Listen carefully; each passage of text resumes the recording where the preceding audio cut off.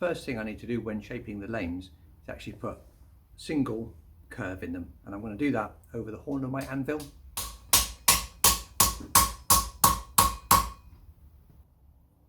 I've shaped.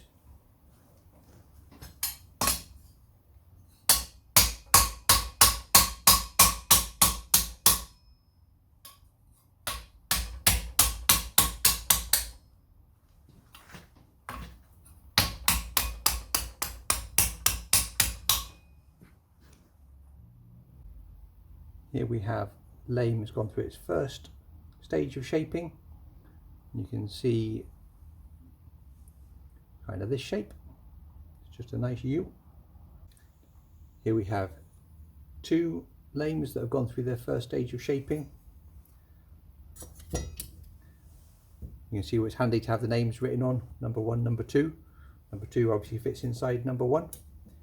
Now you can see that if I were to rivet these together now, they actually just wouldn't articulate round each other, right, unless I make that gap there really big to allow them to move.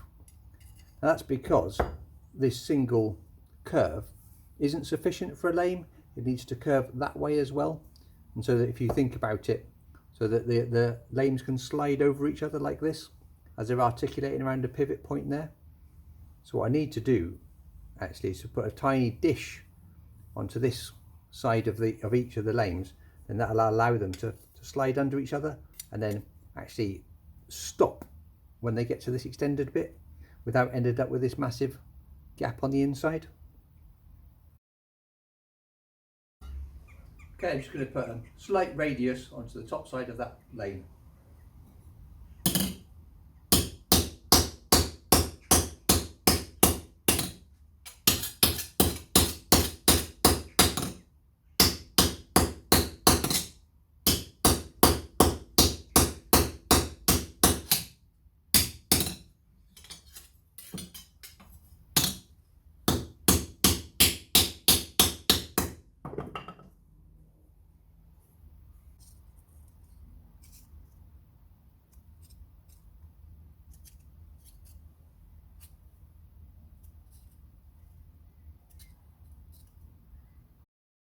Next we're going to do shaping the fans on the knee cops. Now with the knee cop itself, we've got this nice curve shape here, and then we've got this piece here which is flat. Now while it is a solid chunk of steel, under the stress of rattan combat it will quickly bend, and after a while of being bent and then straightened back out again it will snap. So what I like to do is make it a bit more rigid, and we do this by putting some sort of shape here which puts like ridges in this piece. Now you see these in all sorts of shapes throughout the historical pieces. I'll show you these ones here. So now I've carved like a heart shape into that, you can see. With this one here, what I'm actually going to do is make a triangle shape on it. I've actually marked it on the back already. So actually I'm going to be striking from this side of the metal, which is the inside, okay? And I'm going to be stretching this metal out, okay, to make a triangular shape, which to give this fan the rigidity that it needs. Now to do this I will be striking using this hammer, which is I think a modified raising hammer would be the best way to describe it, but you can see it's got like a fairly flat face, but this is rounded here, and actually the corners are rounded off as well, so it doesn't leave sharp edges or dinks in it if I should happen to hit slightly off square. The original one I had of these was just a modified brick chipping hammer where I trimmed the end down a little bit, which I still use sometimes, but I prefer this one because it's slightly lighter and easier to use. To do the shaping of the fan I'm going to be using my Bic iron stake, which I was lucky enough to pick up second hand for about 20 quid. These edges on here are sharp with a 90-degree corner on, except for this bit here, which I actually smoothed off, so it's got a slight radius on it. Now the reason for having a slight radius on it is so that it doesn't leave like a nick or a ding in the metal when I'm shaping it over it.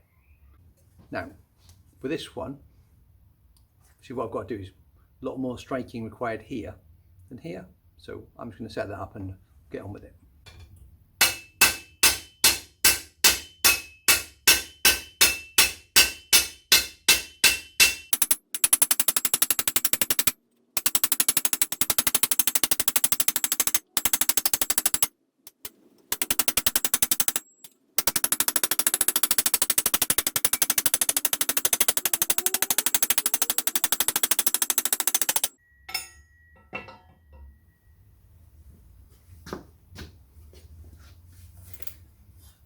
See here, I've completed my first pass down one side.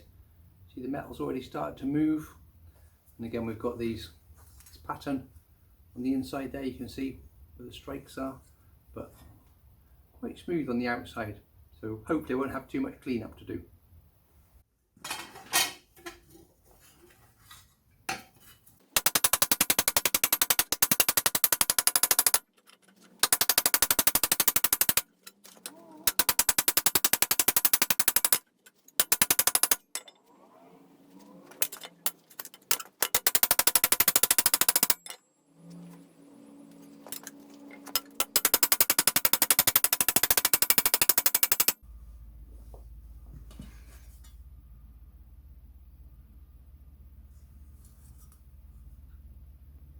Just going to do a bit of cleaning up work, and I'm going to use my planishing hammer.